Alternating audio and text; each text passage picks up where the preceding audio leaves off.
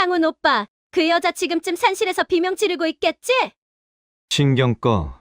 그 여자 인생 내일 이사회 끝나면 정신병원에서 마감할 거니까. 갓 태어난 아이의 울음소리가 울려 퍼지는 병실. 지아는 남편의 외투 안에서 진동하는 휴대폰 속 불륜 영상을 목격하고야 맙니다. 자신이 친동생처럼 아꼈던 후배와 남편이 호텔 침대 위에서 제 파멸을 건배하며 비웃는 소리. 가장 축복받아야 할 순간에 지옥의 밑바닥을 본 여자는 결심합니다. 산후조리원이 아닌 전쟁터로 향하기로 한 그녀가 출산 바로 다음 날, 단 하루 만에 어떻게 이 배신자들을 전부 박살냈을까요? 상상을 초월하는 그녀의 도끼 어린 복수극이 지금 펼쳐집니다. 시작하기 전에 무료로 눌러주시는 구독과 좋아요, 알림 설정은 똑순이 사랑방에 큰 힘이 됩니다. 지금 어디서 듣고 계신지 댓글 달아주세요. 그럼 지금부터 이야기를 시작하겠습니다. 산부인과 병실 안의 공기는 날카로운 긴장감으로 가득 차 있었습니다. 강지아는 침대 난간을 으스러질 듯이 움켜쥐며 터져나오는 비명을 간신히 입술 사이로 억눌렀습니다. 이마에 맺힌 식은땀이 눈가로 흘러내려 시야를 흐릿하게 가렸지만 강지아는 닦아낼 기력조차 남아있지 않았습니다. 배를 쥐어짜는 듯한 통증이 파도처럼 밀려올 때마다 강지안의 몸은 덜덜 떨리며 바닥으로 가라앉는 기분이 들었습니다. 옆에 서 있던 남편 박상우는 안절부절 못하며 시계만 연달아 쳐다보고 있었습니다. 박상우는 강지안의 손을 잡아주기는커녕 오히려 병실 바닥을 서성거리며 짜증 섞인 한숨을 내뱉었습니다. 그러더니 다급하게 벽에 걸린 외투를 챙겨 입으며 강지안을 쳐다보았습니다. 박상훈이 귀찮다는 듯이 머리를 극적이며 차갑게 말했습니다. 지안아, 회사에 정말 급한 일이 생겨서 나 지금 가봐야 할 것 같아. 이사회 준비 서류에 문제가 생겼다고 연락이 왔거든. 지금 내가 안 가면 우리 투자 받는 거 다 날아가게 생겼어. 너는 의사 선생님들도 많고 간호사들도 있으니까 잘할 수 있지? 금방 처리하고 올 테니까 애 낳고 좀 쉬고 있어. 강지아는 흐릿한 시야 속에서도 박상훈의 얼굴을 쳐다보려 애썼습니다. 강지안이 갈라진 목소리로 박상훈의 소매를 붙잡으며 간신히 물었습니다. 상훈아, 지금 나 진통 시작된 거 알잖아. 곧 아이가 나올 텐데 정말 지금 가야겠어? 조금만 더 곁에 있어주면 안 될까? 박상우는 강지안의 손을 거칠게 뿌리치며 뒤로 물러섰습니다. 박상훈이 인상을 잔뜩 찌푸리며 쏘아붙이듯 대답했습니다. 내가 놀러 가는 것도 아니고 일하러 간다는데 왜 이렇게 이기적이야? 돈을 벌어야 애 기저귀 값이라도 할 거 아니냐고. 병원비 걱정 안 하게 해주려고 내가 이렇게 뛰어다니는 거야. 나중에 올 테니까 억지 부리지 말고 눈 좀 붙이고 있어. 박상우는 말을 마치자마자 뒤도 돌아보지 않고 병실 문을 박차고 나갔습니다. 얼마나 급하게 나갔는지 박상훈이 들고 있던 가죽 외투가 침대 옆 바닥에 툭 떨어지는 소리가 들렸지만 박상훈은 알지 못했습니다. 강지아는 멀어지는 박상훈의 발소리를 들으며 허망한 눈물을 흘렸습니다. 가장 무섭고 고통스러운 순간에 남편이라는 사람은 보이지 않았습니다. 잠시 후 바닥에 떨어진 박상훈의 외투 안에서 진동 소리가 들려왔습니다. 지잉, 지잉 소리는 멈추지 않고 계속해서 병실 안을 울렸습니다. 강지아는 떨리는 손을 뻗어 바닥에 떨어진 박상훈의 휴대폰을 집어들었습니다.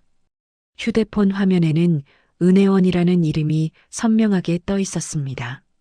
강지안이 직접 뽑고 가르쳤던 친동생처럼 아꼈던 회사 후배였습니다.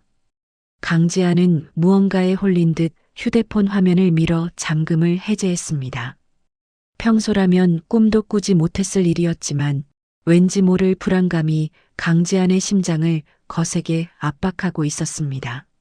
잠금이 풀린 휴대폰 속에는 실시간으로 전송된 영상 하나가 재생되었습니다. 강지아는 영상을 확인하는 순간 숨이 멎는 것 같은 충격을 받았습니다. 영상 속에는 은혜원이 화려한 호텔 스위트룸 침대에 누워 있었습니다. 은혜원은 강지안이 생일 선물로 사주었던 명품 목걸이를 목에 건 채 카메라를 향해 요염한 미소를 지으며 박상훈의 이름을 불렀습니다. 은혜원이 목걸이를 만지작거리며 콧소리 섞인 말투로 속삭였습니다. 상훈 오빠, 지금쯤 그 여자는 병원에서 배 가르고 있겠지? 오빠가 여기 온 거 알면 아마 기절해서 애도 못 낳을걸? 언니는 참 운도 좋아. 오빠 같은 남자를 남편으로 뒀으니 말이야. 근데 오빠 약속 잊지 않았지? 내일 이사회 끝나면 그 여자 지분 전부 내 명의로 넘겨준다고 한 거. 영상 뒤편으로 박상훈의 낮은 목소리가 흘러나오며 소름 돋는 웃음소리가 섞였습니다. 박상훈이 은혜원의 어깨를 감싸 안으며 다정하게 대답했습니다. 당연하지, 혜원아. 내가 누구 때문에 이 고생을 하는데. 강지한 그 여자는 이제 나한테 돈 나오는 기계일 뿐이야. 내일 이사회에서 정신적으로 문제 있다는 서류만 제출하면 끝이야. 그럼 아르케는 온전히 우리 세상이 되는 거라고. 지금 그 여자가 고통받고 있을 생각하니까 기분이 최고네. 두 사람은 영상 속에서 샴페인 잔을 부딪히며 서로를 껴안았습니다. 강지아는 손에 든 휴대폰이 바닥으로 떨어질 뻔한 것을 간신히 버텼습니다. 심장이 갈기갈기 찢기는 통증이 산통보다 수만 배는 더 강렬하게 덮쳐왔습니다. 강지아는 배신감에 몸을 떨며 휴대폰을 꽉 움켜쥐었습니다. 강지안이 눈을 부릅뜨며 떨리는 입술로 조용히 응조렸습니다. 박상훈, 네가 감히 내 아이를 낳는 날에. 은혜원, 네가 나를 배신하고 내 회사를 탐내. 강지아는 더 이상 울지 않았습니다. 눈물은 뜨거운 분노로 변해 강지안의 가슴 속에서 불타오르기 시작했습니다. 강지안은 산통이 밀려올 때마다 비명 대신 아랫입술을 꽉 깨물었습니다. 입안에서 비릿한 피 냄새가 퍼졌지만 강지아는 멈추지 않았습니다. 강지아는 박상훈의 휴대폰에 있는 모든 영상과 대화 내역을 확인했습니다. 그들은 이미 수개월 전부터 강지안의 뒤에서 은밀한 만남을 이어왔습니다. 강지안의 회사 자금을 야금야금 빼돌려 은혜원의 아파트를 사고 강지안이 임신으로 자리를 비운 사이 경영권을 뺏을 모의를 마친 상태였습니다. 강지안은 차가운 손가락을 움직여 휴대폰의 모든 데이터를 백업했습니다. 강지안은 자신의 개인 보안 클라우드 계정에 증거들을 차례차례 업로드했습니다. 영상이 전송된 시간, 박상훈의 위치 정보, 공모한 대화 내용들까지 단 하나도 놓치지 않고 강지안은 차곡차곡 복수의 칼날을 갈았습니다.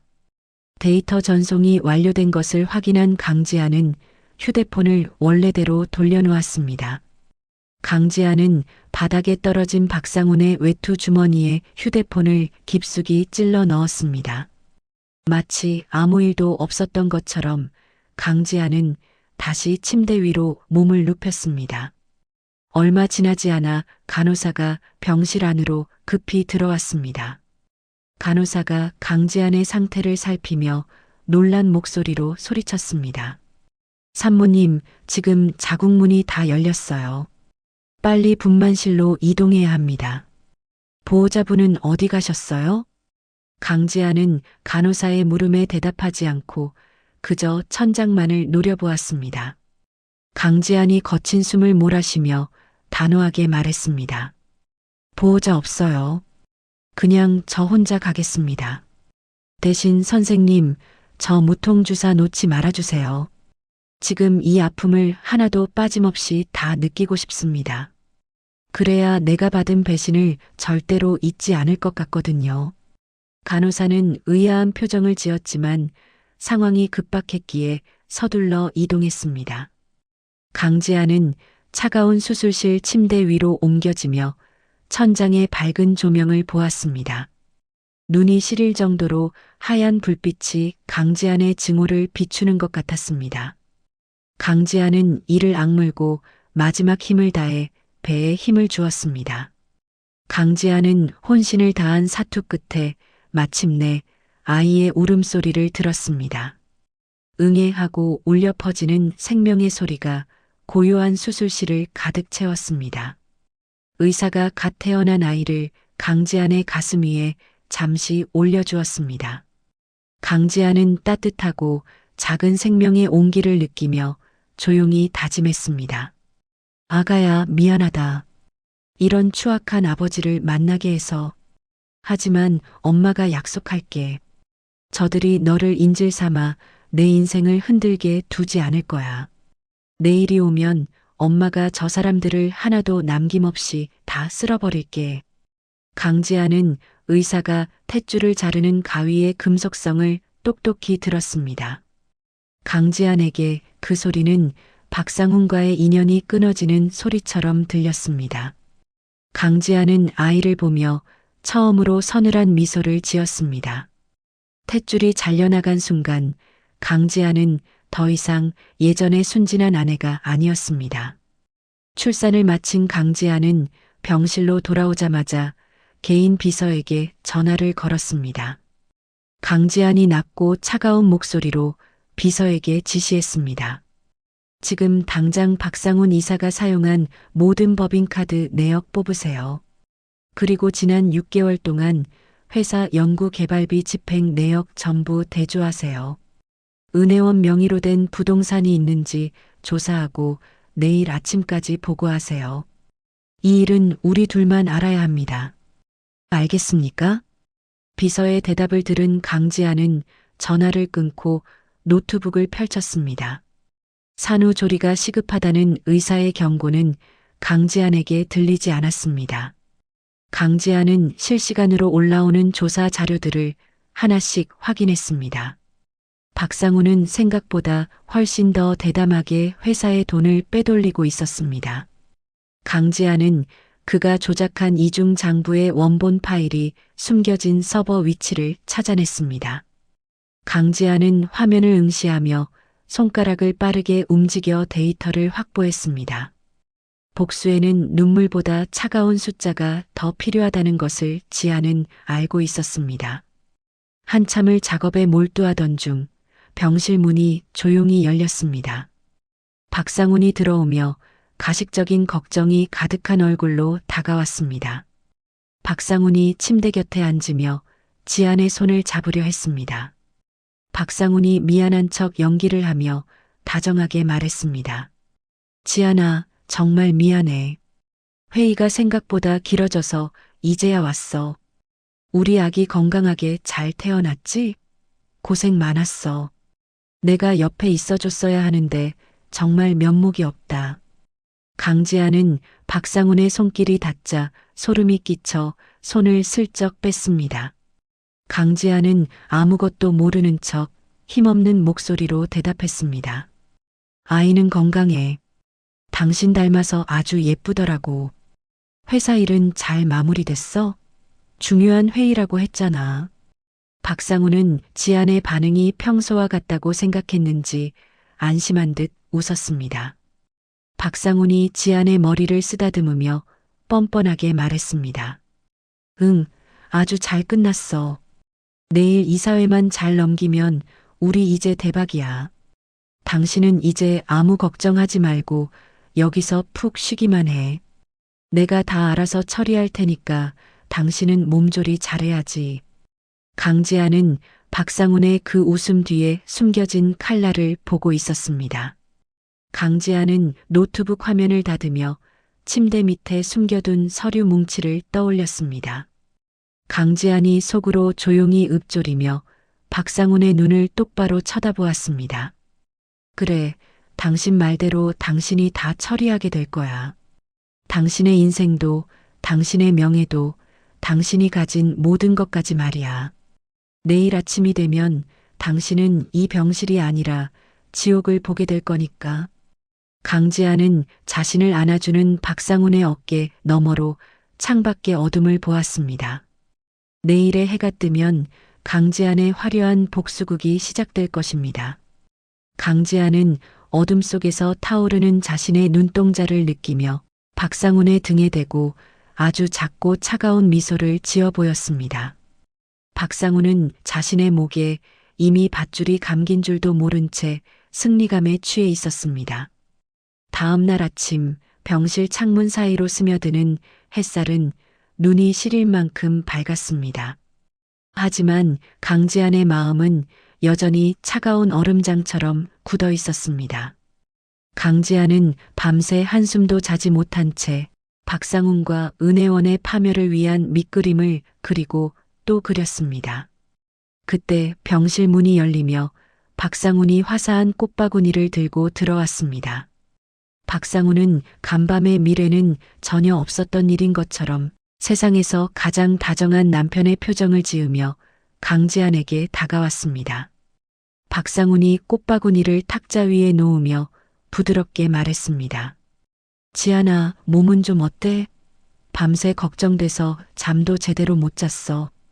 당신 조리원 예약 말이야. 내가 정말 공기 좋고 한적한 곳으로 알아봤어. 강원도 깊은 산속에 있는 곳인데 외부인 출입도 안 되고 정말 조용하대. 당신 몸 회복하려면 그런 곳에서 한두 달은 푹 쉬어야 해. 강지아는 박상훈이 내민 조리원 팜플렛을 훑어보았습니다. 그곳은 은혜원의 고향집에서 차로 10분도 걸리지 않는 외딴 곳이었습니다. 박상훈은 강지안을 세상과 격리해 두고 그 사이에 회사를 완전히 집어삼킬 속셈이 분명했습니다. 강지안이 팜플렛을 옆으로 밀어두며 무심하게 대답했습니다. 당신이 날 생각해서 이렇게까지 알아봐 주니 정말 고맙네. 그런데 거긴 너무 멀지 않아? 회사 일도 걱정되고 아기도 있는데. 조금 더 생각해보고 결정할게. 당신도 출근해야지. 박상훈은 강지안의 반응이 미지근하자 눈살을 찌푸렸습니다. 박상훈이 넥타이를 고쳐 매며 짜증 섞인 목소리로 덧붙였습니다. 내가 다 당신 생각해서 하는 말인데 왜 그렇게 고집을 피워? 회사 일은 걱정하지 말라니까. 내가 이사회랑 잘 상의해서 처리할게. 당신은 그저 내 말 믿고 푹 쉬기만 하면 되는 거야. 박상훈은 서둘러 병실을 나갔고 강지아는 즉시 노트북을 펼쳤습니다. 강지아는 박상훈의 노트북에 미리 심어두었던 미러링 프로그램을 작동시켰습니다. 화면이 밝아지며 박상훈과 은혜원이 주고받는 실시간 대화창이 나타났습니다. 은혜원이 보낸 메시지는 차마 입에 담지 못할 만큼 악독했습니다. 은혜원이 보낸 메시지에는 그 여편네 조리원에 처박아 두면 끝이야 라고 적혀 있었습니다. 박상훈은 이에 동조하며 내일 이사회에서 정신병 전력까지 들먹이면 완벽해라고 답했습니다. 강지아는 화면을 빤히 응시하며 입술을 꽉 깨물었습니다. 은혜원은 박상훈을 부추겨 강지안의 대표이사 회의만을 통과시키려 하고 있었습니다. 강지안은 그들의 대화 내용을 하나하나 캡처하여 증거 폴더에 저장했습니다.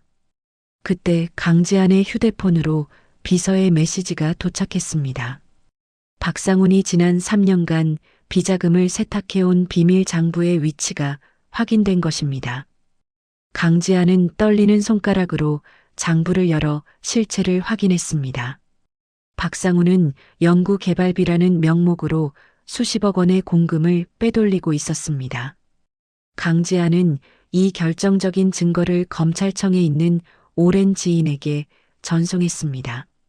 강지안이 비서에게 전화를 걸어 낮게 은조리듯 지시했습니다. 장부 원본 확보했으니까 바로 넘기세요. 그리고 은혜원이 회사 비품실에서 가져간 물건들도 다 체크하세요. 하나도 남김없이 다 털어낼 거니까 꼼꼼하게 하세요. 전화를 끊고 얼마 지나지 않아 병실 문이 거칠게 열렸습니다. 박상훈의 모친이자 강지안의 시어머니가 요란한 소리를 내며 들어왔습니다. 시어머니는 축하의 말은커녕 침대 끝을 발로 툭 차며 지안을 쏘아보았습니다. 시어머니가 금팔찌를 짤랑거리며 뻔뻔하게 소리쳤습니다. 야, 너 아주 팔자가 늘어졌구나. 우리 상훈이가 밤낮 없이 고생해서 애 낳게 해줬으면 고마운 줄 알아야지. 애 낳느라 고생했다고 상훈이가 그러길래 내가 왔다. 근데 너 이번에 아들 낳았다며? 그럼 도리는 해야지. 우리 아들 명의로 건물 하나 내놓기로 한 거 지금 당장 도장 찍어라. 강지아는 가슴 밑바닥에서 치미는 분노를 억누르며 시어머니를 보았습니다. 시어머니는 아들이 횡령하는 사실을 알면서도 부추겨온 사람이었습니다. 강지안이 침착하게 목소리를 가다듬으며 시어머니에게 말했습니다. 어머니, 지금 건물이 문제인가요? 상훈 씨가 회사 돈 건드린 것 때문에 검찰에서 연락이 왔어요. 이거 잘못되면 상훈 씨 감옥 갈 수도 있다는데 어머니는 아세요? 어머니가 상훈 씨한테 돈 해달라고 하셔서 이렇게 된 거 아니에요? 시어머니는 깜짝 놀라며 얼굴이 하얗게 질려 손을 떨었습니다. 시어머니가 당황해서 휴대폰을 꺼내 박상훈에게 전화를 걸었습니다. 강지아는 미리 켜둔 녹음기의 버튼을 살며시 눌렀습니다. 시어머니가 아들의 전화를 받자마자 고함을 지르며 말했습니다. 상훈아, 너 이게 무슨 일이냐? 지안이가 그러는데 너 회사 돈 쓴 거 들통났다며? 아니, 네가 그 돈 빼서 나한테 준 거랑 혜원이 아파트 사준 거, 그거 지안이가 다 알면 어쩌려고 일을 이 지경으로 만들었어. 빨리 어떻게 좀 해봐라. 나 무서워서 살 수가 없다. 박상훈이 전화기 너머로 소리를 지르며 어머니를 말리는 소리가 들렸습니다. 하지만 이미 늦었습니다. 시어머니는 스스로 범죄 공모 사실을 실토했습니다. 강지아는 녹음된 파일을 확인하며 시어머니에게 싸늘하게 미소 지었습니다. 시어머니는 그제야 자신이 실수했다는 것을 깨닫고 입을 틀어막았습니다. 강지아는 휠체어에 몸을 싣고 병실 밖으로 조용히 빠져나왔습니다. 간호사들의 눈을 피해 보안실로 향하는 강지안의 손은 떨리고 있었습니다. 강지안은 보안 요원에게 신분을 밝히고 어제 저녁에 복도 영상을 요청했습니다. 화면 속에는 박상훈이 간호사 한 명을 구석으로 불러내는 장면이 찍혀 있었습니다. 박상훈은 두꺼운 돈봉투를 건네며 무언가 은밀한 지시를 내리고 있었습니다. 강지아는 보안실 모니터를 뚫어지게 쳐다보며 요원에게 물었습니다. 저 간호사가 누군지 확인할 수 있을까요? 제 약물을 관리하는 사람 같은데 확인이 필요해서요. 보안 요원은 강지안의 간절한 부탁에 명단을 확인해 주었습니다. 확인 결과 그 간호사는 박상훈이 미리 매수해둔 외부 인력이었습니다. 강지안은 그 영상을 자신의 휴대폰으로 직접 촬영하여 저장했습니다.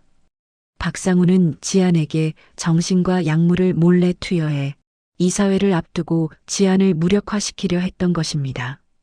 병실로 돌아온 강지안은 은혜원의 사회관계망 서비스를 뒤지기 시작했습니다.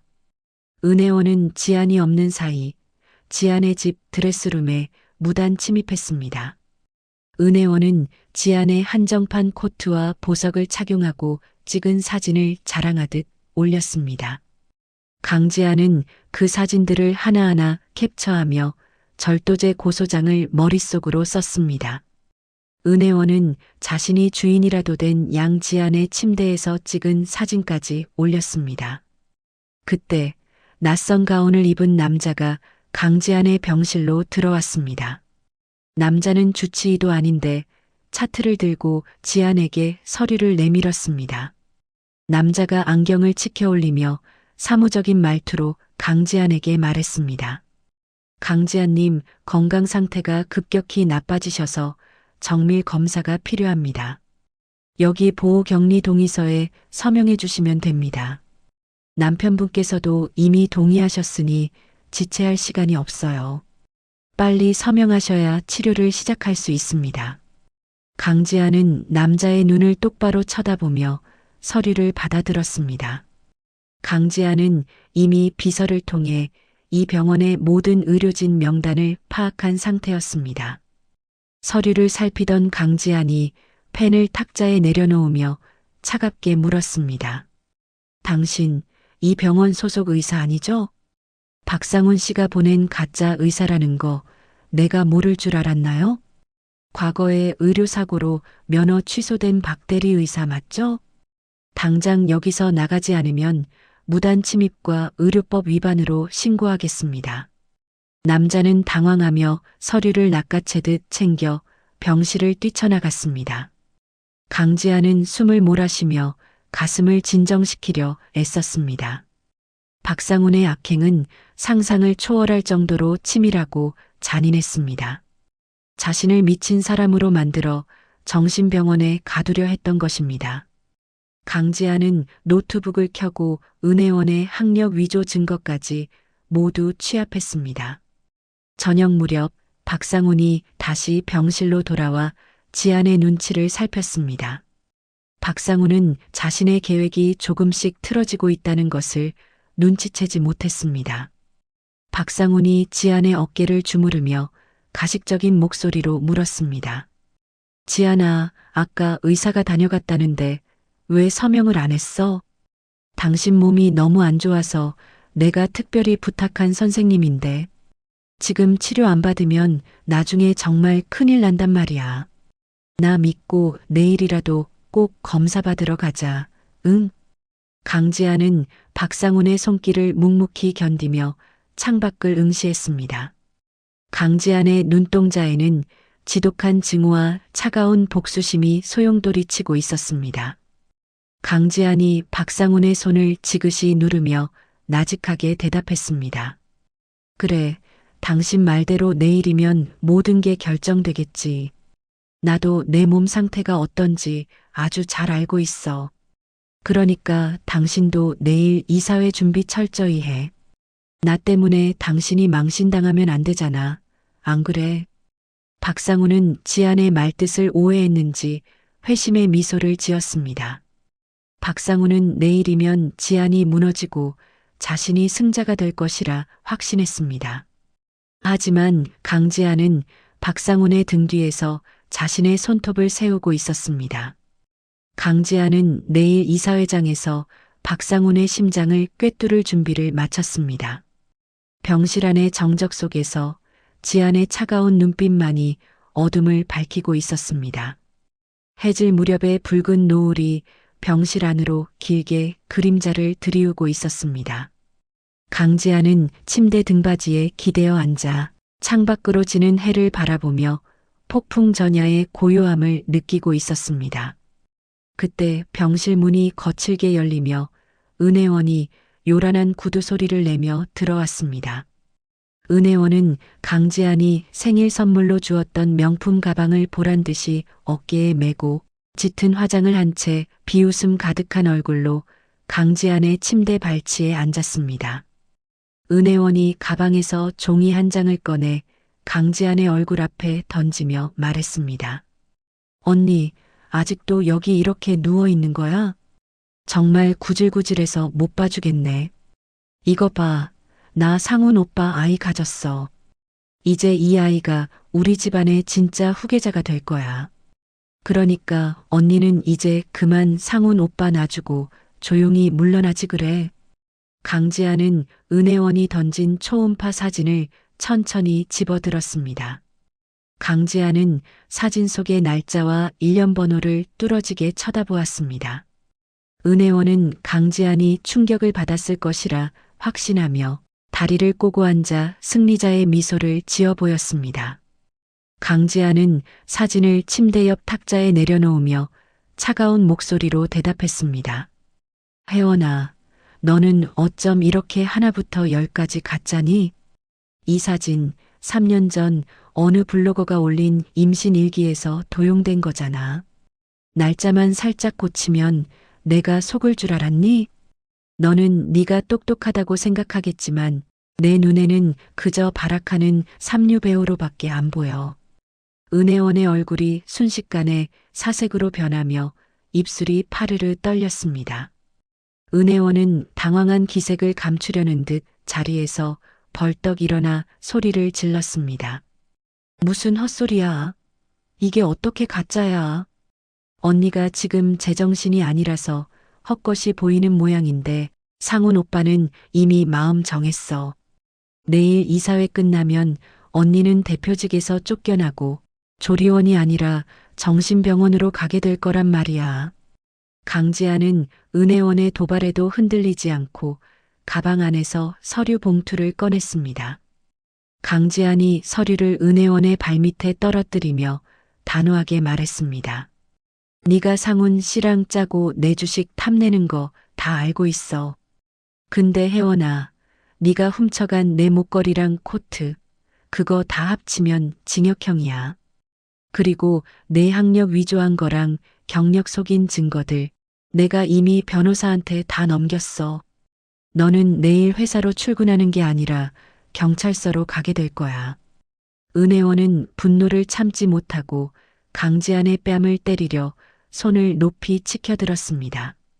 하지만 강지안은 산후 통증을 참아내며 은혜원의 손목을 강하게 낚아챘습니다. 강지안이 은혜원의 눈을 똑바로 노려보며 뼈가 부서질 듯 힘을 주어 말했습니다. 어디서 감히 손을 올려?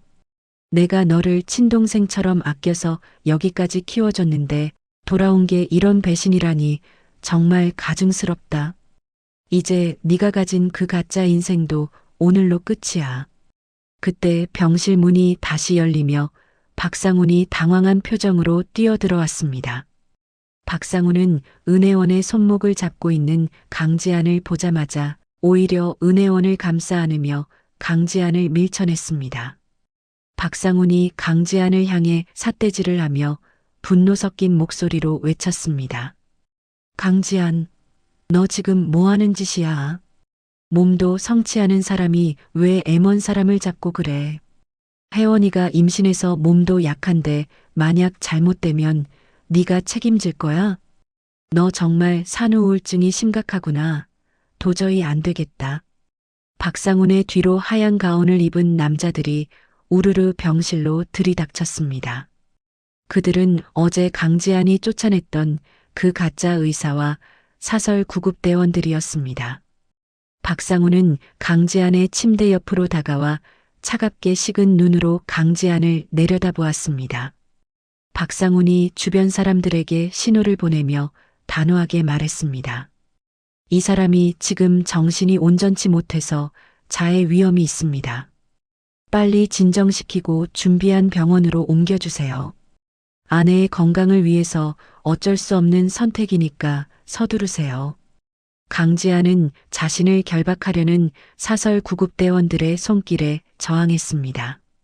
강지안이 박상훈의 얼굴을 노려보며 마지막 힘을 다해 소리쳤습니다. 박상훈, 당신 지금 무슨 짓을 하려는 거야?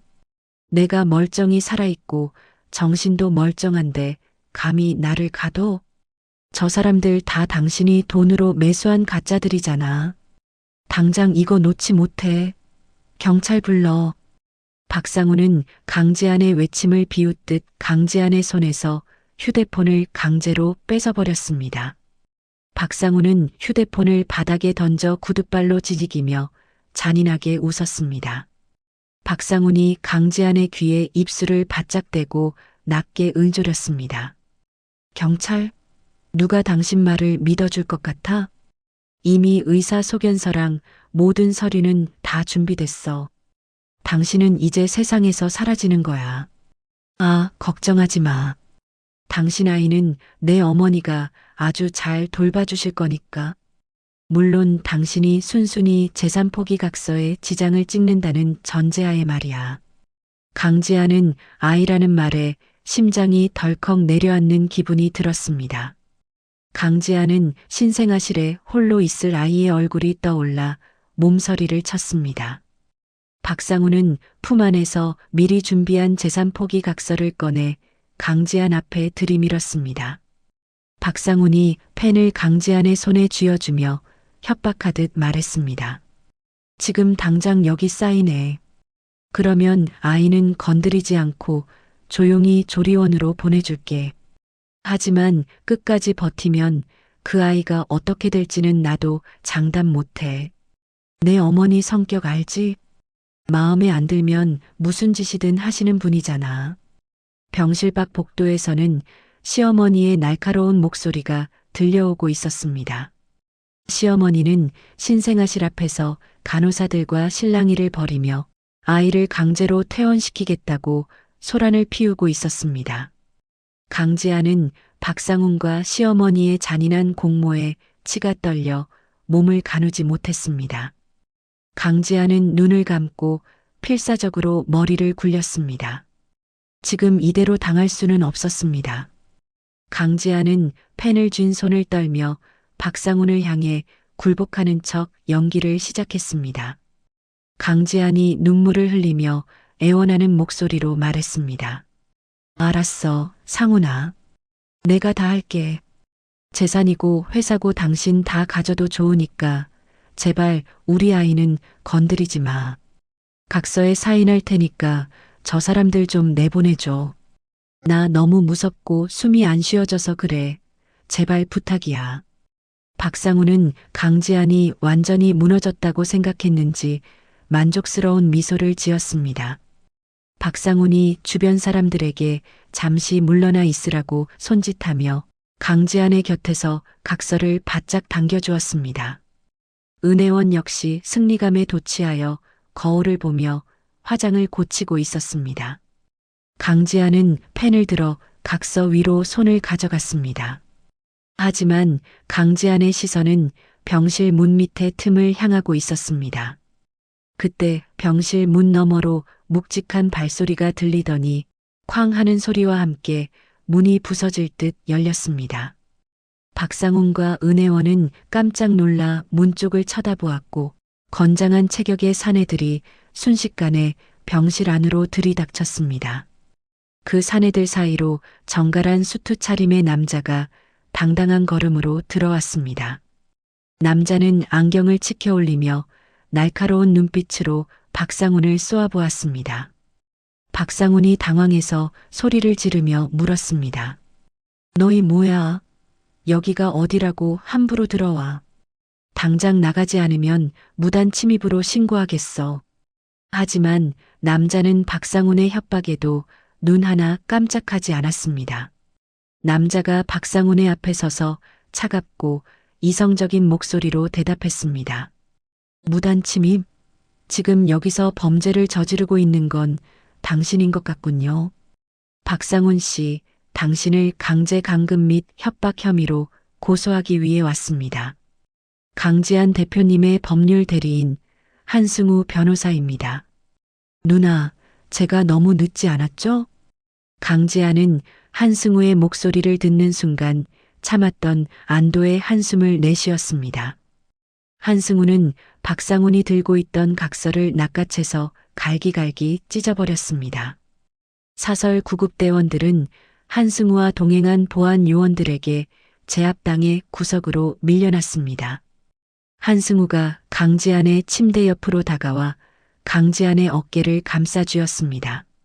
강지안은 한승우의 손을 잡으며 떨리는 목소리로 부탁했습니다. 승우야, 우리 아기. 신생아실에 내 시어머니가 있어. 빨리 아기부터 지켜줘. 제발 부탁해. 한승우는 고개를 끄덕이며 무전기를 향해 누군가에게 짧게 지시했습니다. 잠시 후 복도에서 시어머니의 비명과 함께 소란이 잦아드는 소리가 들렸습니다. 한승우가 강지안을 안심시키듯 부드럽지만 단호하게 말했습니다. 걱정 마세요, 누나. 아기는 이미 저희 경호팀이 안전하게 확보해서 보호하고 있습니다. 이제부터는 제가 저 인간들을 어떻게 법적으로 난도질하는지 지켜보시면 됩니다. 박상훈 씨, 당신이 저지른 짓에 대한 대가는 아주 가혹할 겁니다. 병실 안의 공기는 한순간에 뒤바뀌어 박상훈과 은혜원을 압박하기 시작했습니다. 강지아는 한승우의 부축을 받으며 허리를 꼿꼿이 세우고 박상훈을 보았습니다. 강지안의 눈에는 더 이상 공포가 아닌 상대를 완전히 파멸시키겠다는 차가운 결의만이 가득 차 있었습니다. 박상훈은 사색이 되어 뒷걸음질 쳤지만 이미 병실 문은 굳게 닫혀 있었습니다. 병실 안의 공기는 한순간에 얼어붙은 듯 정적만이 감돌았습니다. 한승우는 박상훈을 향해 한 걸음 더 다가서며 품 안에서 서류 뭉치를 꺼내어 탁자 위에 거칠게 내려놓았습니다. 박상훈은 예상치 못한 인물의 등장에 당황한 듯 뒷걸음질을 치며 삿대질을 멈추지 않았습니다. 박상훈이 떨리는 목소리로 소리를 질렀습니다. 한승우, 네가 여긴 어떻게 알고 온 거야? 강지안의 변호사면 조용히 사무실에나 있을 것이지 무단으로 병실까지 침입해서 행패를 부려. 당장 나가지 않으면 너도 공범으로 신고하겠어. 한승우는 박상훈의 고함에도 눈 하나 깜짝하지 않고 안경을 고쳐 썼습니다. 한승우가 가짜 의사를 가리키며 차가운 어조로 말했습니다. 무단 침입이라니요. 박상훈 씨.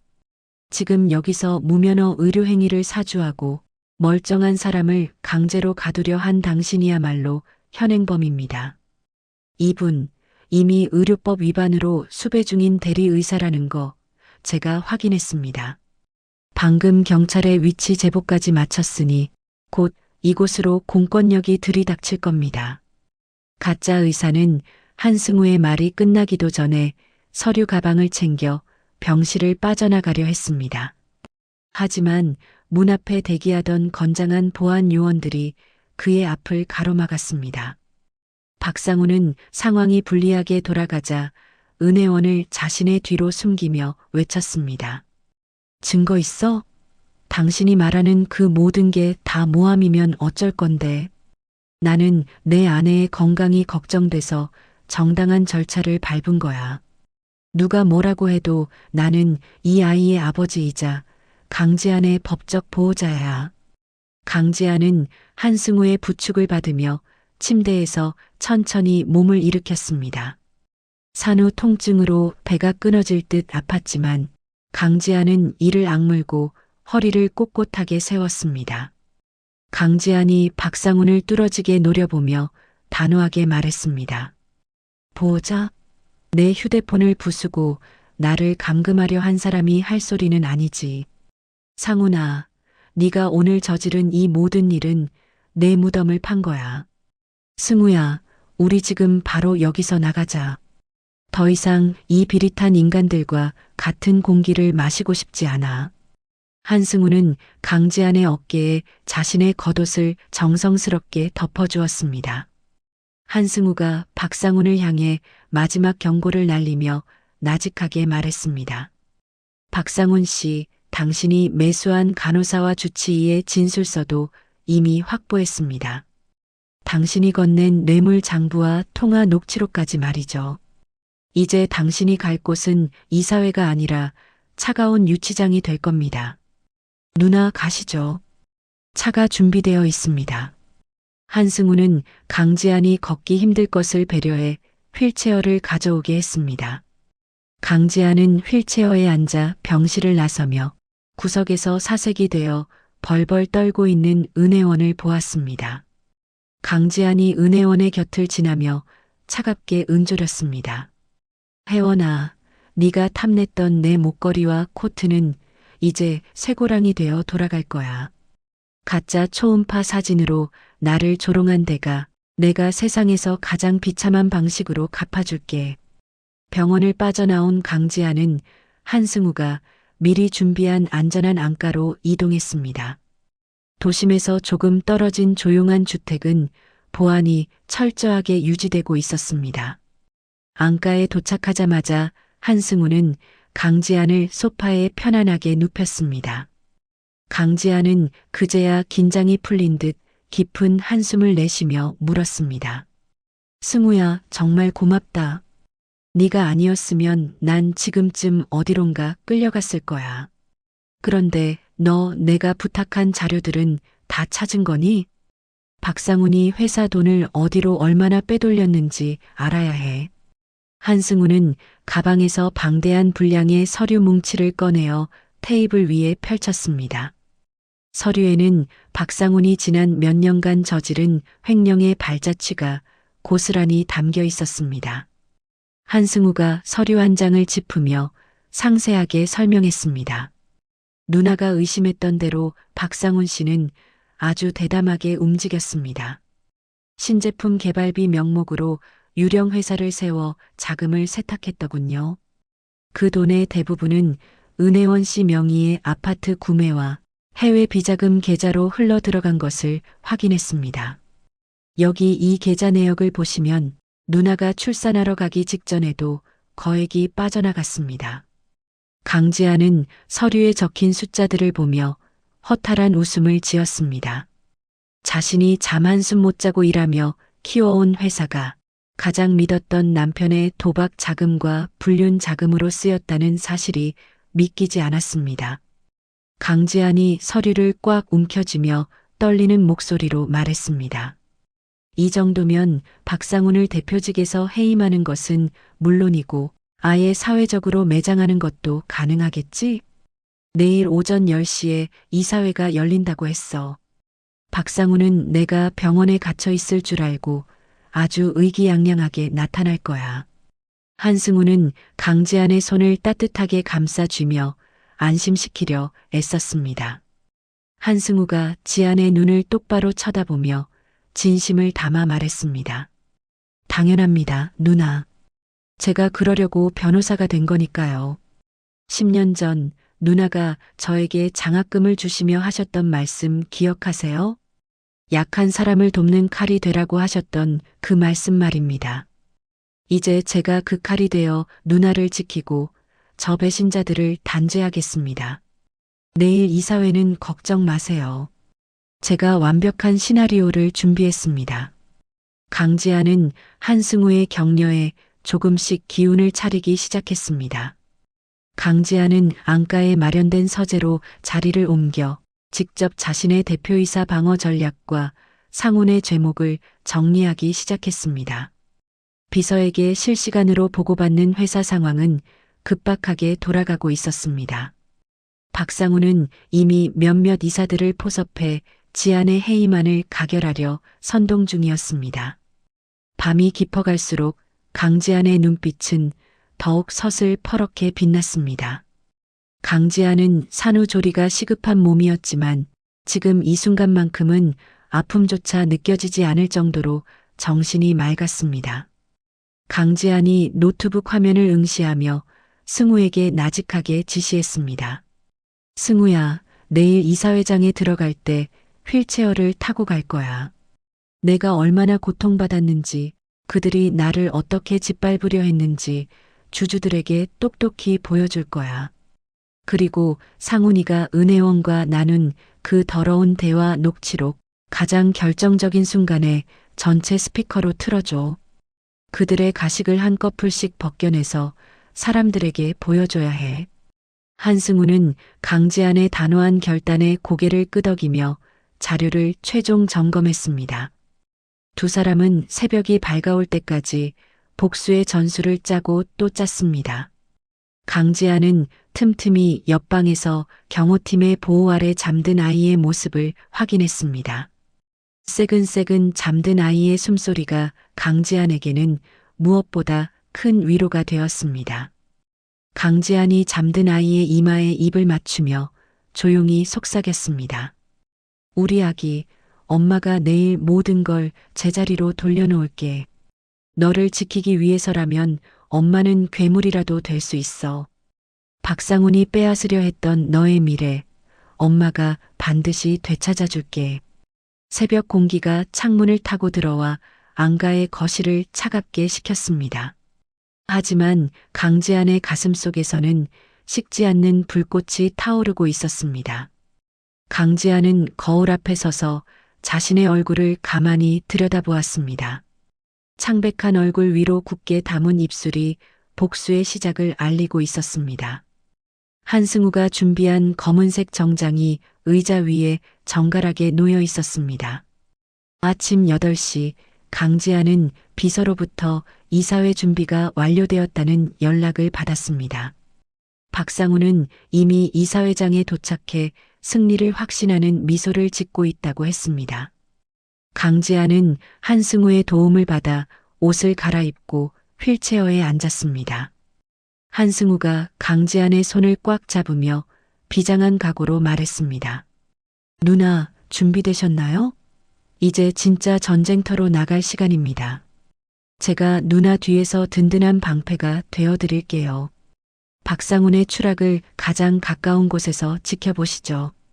강지아는 고개를 끄덕이며 휠체어의 팔걸이를 힘주어 잡았습니다. 강지안의 눈에는 더 이상 슬픔이나 미련 따위는 남아있지 않았습니다. 강지안은 차가운 미소를 지으며 현관문을 향해 휠체어를 움직였습니다. 이제 세상에서 가장 화려하고 처절한 복수극의 막이 오르려 하고 있었습니다. 강지안이 나가는 길 위로 아침 햇살이 길게 뻗어나와 복수의 길을 비추었습니다. 한편 회사 이사회실에서는 박상훈이 상단에 앉아 거드름을 피우고 있었습니다. 박상훈은 시계를 보며 강지안이 지금쯤 정신병원 폐쇄병동에 갇혔을 것이라 믿었습니다. 박상훈이 이사들을 향해 환하게 웃으며 의사봉을 집어들었습니다. 박상훈이 자신만만한 목소리로 회의의 시작을 알렸습니다. 자, 시간이 되었으니 이사회를 시작하도록 하겠습니다. 오늘 안건은 건강상의 이유로 직무 수행이 불가능한 강지안 대표이사의 해임건과 신임 대표이사 선임건입니다. 다들 동의하시리라 믿고 바로 투표를 진행하도록 하죠. 박상훈의 말이 끝남과 동시에 이사회실의 육중한 문이 벌컥 열렸습니다. 모든 이사들의 시선이 문 쪽으로 쏠렸고 휠체어를 타고 들어오는 강지안의 모습에 박상훈의 의사봉이 바닥으로 떨어졌습니다. 강지안은 차가운 침묵 속에 회의실 중앙으로 들어서며 박상훈을 보았습니다. 강지안의 서늘한 목소리가 회의실의 공기를 단숨에 압도하기 시작했습니다. 오전 10시를 알리는 대형 벽시계의 톱니바퀴 소리가 유난히도 크게 회의실 안을 울리고 있었습니다. 박상훈은 이사회 의장석에 앉아 마치 이미 이 세상의 모든 권력을 손에 쥔 황제처럼 오만한 미소를 지어 보였습니다. 박상훈은 강지안이 한승우의 개입도 모른 채 어두운 정신병원 폐쇄병동의 침대에 묶여 절규하고 있을 것이라 굳게 확신하고 있었습니다. 박상훈은 자신의 승리를 자축하듯 값비싼 금장 만년필을 손가락 사이로 굴리며 자신을 바라보는 이사들을 향해 여유로운 목소리로 입을 열었습니다. 자, 다들 모이셨으니 이제 아르케의 새로운 역사를 써내려갈 회의를 시작하도록 하겠습니다. 우리 회사를 창업하고 이끌어온 강지안 대표가 출산 직후 심각한 정신적 착란 증세를 보이고 있다는 소식은 다들 들으셨을 겁니다.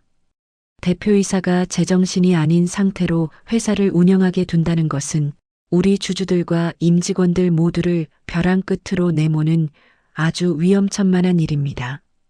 그래서 오늘 저는 이사님들의 현명한 판단을 믿고 강지안 대표의 해임안과 저 박상훈의 신임 대표이사 선임안을 정식으로 상정합니다. 이사들 사이에서 낮은 웅성거림과 불안한 눈빛들이 교차하며 회의실의 공기는 무겁게 가라앉았습니다. 박상훈이 의사봉을 집어들고 탁자를 내리치려는 순간 회의실 뒤편의 육중한 나무 문이 마치 폭발하듯 굉음을 내며 활짝 열렸습니다. 모든 이들의 시선이 문 쪽으로 쏠렸고 휠체어에 앉아 서슬 퍼런 눈빛을 띠고 나타난 강지안의 모습에 박상훈의 손에 든 의사봉이 힘없이 바닥으로 떨어졌습니다. 한승우가 휠체어를 밀며 마치 전장을 가로지르는 장수처럼 당당한 걸음으로 회의실 정중앙을 향해 들어섰습니다. 강지안이 휠체어 팔걸이를 부서질 듯 움켜쥐며 의장석에 앉은 박상훈을 꿰뚫어 볼 듯 노려보며 말했습니다. 박상훈, 내가 자리를 비운 사이에 아주 재미있는 연극을 준비했네. 내가 정신에 문제가 있다는 그 대본, 누가 써준 건지 참으로 졸렬하기 짝이 없구나. 당장 그 자리에서 내려오지 못해? 거기는 당신 같은 파렴치한 사기꾼이 감히 엉덩이를 붙이고 앉아있을 자리가 아니야. 박상훈은 당황하여 얼굴이 벌겋게 달아오른 채 의자에서 벌떡 일어나 삿대질을 해댔습니다. 박상훈이 쉰 목소리로 악을 쓰며 회의실이 떠나가라 외쳤습니다. 강지안, 당신이 어떻게 여기에 온 거야? 당신 지금 절대 안정이 필요한 환자라고 의사가 분명히 말했단 말이야. 이사님들, 이 여자가 지금 정신병적인 증세를 보여서 병원을 탈출해 여기까지 온 겁니다. 당신들 뭐하고 있어? 당장 보안 요원들 불러서 이 미친 여자를 밖으로 끌어내지 않고. 하지만 한승우가 앞을 가로막으며 서류 가방에서 서늘한 빛을 띠는 고소장 뭉치를 꺼내어 테이블 위에 던졌습니다. 한승우가 이사들을 하나하나 쳐다보며 얼음장처럼 차가운 목소리로 단호하게 말했습니다. 보안 요원을 불러서 끌려나가야 할 사람은 강지안 대표님이 아니라 바로 박상훈, 당신입니다. 저는 강지안 대표님의 법률 대리인으로서 박상훈의 상급 횡령과 배임, 그리고 강제 감금 모의에 대한 고소장을 제출합니다. 당신이 그동안 회사의 피 같은 연구개발비를 어떤 구멍으로 빼돌려 불륜녀의 뒷바라지를 했는지 그 추악하고 더러운 증거들을 지금 이 자리에서 이사님들께 낱낱이 공개하겠습니다. 한승우가 노트북을 대형 화면에 연결하자 박상훈이 그토록 숨기고 싶어 했던 거대한 비리의 그물망이 적나라하게 펼쳐졌습니다. 박상훈이 신제품 개발비라는 명목으로 이름도 생소한 유령 회사들에 입금한 수십억 원의 돈들이 결국 은혜원의 명의로 된 강남의 최고급 아파트와 외제차 리스비로 흘러들어간 내역이 화면 가득 선명하게 박혔습니다. 이사들은 화면에 뜬 통장 내역과 가짜 영수증들을 보며 믿기지 않는다는 듯 혀를 차거나 분노 섞인 수군거림을 멈추지 않았습니다. 강지안이 이사들을 향해 고통스러운 몸을 억지로 일으켜 세우며 간곡하지만 힘 있는 목소리로 말했습니다. 이사님들, 저기 앉아있는 저 남자는 우리 아르케의 미래를 좀먹는 기생충입니다. 여러분이 밤낮 없이 머리를 맞대고 연구해서 만든 그 귀한 자금들이 저 남자의 천박한 유흥비와 불륜녀의 사치품을 사는 데 쓰였다는 사실이 분하지 않으십니까? 박상훈은 심지어 제가 아이를 낳는 그 순간에도 저를 정신병원에 가두고 이 회사를 통째로 집어삼키려는 악마 같은 계획을 세웠던 인간입니다. 박상훈은 이제 얼굴이 흑빛으로 변해 책상을 미친 듯이 내려치며 강지안의 말을 가로막으려 발악했습니다. 다 조작된 거야. 이건 전부 강지안 당신이 나를 몰아내려고 만든 가짜 서류라고. 이사님들, 제발 제 말을 믿어주세요. 저 여자는 지금 제정신이 아니라서 환상을 보고 있는 겁니다. 내가 회사를 위해 내 젊음을 다 바쳤는데 어떻게 저런 거짓말에 속을 수가 있습니까? 그때 한승우가 회의실 천장에 달린 전체 스피커의 볼륨을 터질 듯이 높였습니다. 스피커에서는 박상훈과 은혜원이 어젯밤 호텔에서 나눈 소름 끼치는 대화 녹취록이 울려 퍼졌습니다. 강지안을 미친 여자로 만들어 평생 햇빛도 못 보게 가두고 지분을 다 뺏어버리자며 키득거리며 웃는 박상훈의 육성이 회의실 구석구석을 칼날처럼 파고들었습니다. 박상훈은 자신의 비열한 목소리가 회의실 가득 진동하자 마치 누군가에게 뒤통수를 세게 얻어맞은 듯 다리에 힘이 풀려 의자에 털썩 주저앉았습니다. 녹취록의 마지막 음성이 끝나자 회의실 안은 숨소리조차 들리지 않는 차가운 침묵이 흘렀습니다. 가장 보수적이고 박상훈을 지지했던 원로 이사 한 명이 안경을 벗어 닦으며 박상훈을 벌레 보듯 경멸 어린 눈으로 쳐다보았습니다. 이사가 떨리는 손으로 의사봉을 집어들며 장례를 가라앉히는 무거운 어조로 선언했습니다. 더 이상 들을 필요도 볼 필요도 없는 명백한 범죄 현장이군요. 박상훈 이사의 모든 직위를 이 시간부로 박탈하고 이사회에서 영구히 제명할 것을 안건으로 올립니다. 또한 박상훈의 공범인 은혜원 사원의 영구 제명과 즉각적인 형사 고발건도 만장일치로 통과시키겠습니다. 강지한 대표님, 그 몸을 이끌고 여기까지 오시느라 정말 고생 많으셨고 면목이 없습니다. 이사들이 너도 나도 찬성표를 던지며 박상훈을 향해 비난을 쏟아내자 박상훈은 정신이 나간 사람처럼 입술을 달들 떨며 멍하니 허공만 바라보았습니다. 그때 회의실 문이 다시 한번 열리며 짙은 남색 정장을 입은 검찰 수사관들이 들이닥쳤습니다. 한승우가 수사관들에게 박상훈을 손가락으로 가리키며 차갑고 이성적인 목소리로 말했습니다. 박상훈, 특정경제범죄 가중처벌법상 횡령 및 감금교사 혐의로 체포영장이 발부되었습니다.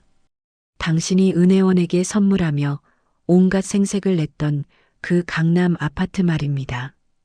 오늘 오전 10시를 기해 법원의 압류 조치가 완료되었으니 이제 당신과 그 여자는 오늘 밤부터 길바닥에 나앉게 될 겁니다. 자, 이제 당신이 갈 곳은 이 화려한 회의실이 아니라 차디찬 유치장 창살 뒤입니다. 수사관들이 박상훈의 양팔을 거칠게 잡아 일으켜 수갑을 채우는 날카로운 금속음이 들렸습니다. 박상훈은 수갑이 손목을 파고들자 그제야 현실을 깨달은 듯 강지한을 향해 눈을 부릅뜨고 짐승 같은 소리를 지르며 달려들려 했습니다. 하지만 강지한은 박상훈의 그 비참하고 추악한 모습을 높은 곳에서 내려다보듯 차갑게 응시하며 나직하게 응조렸습니다.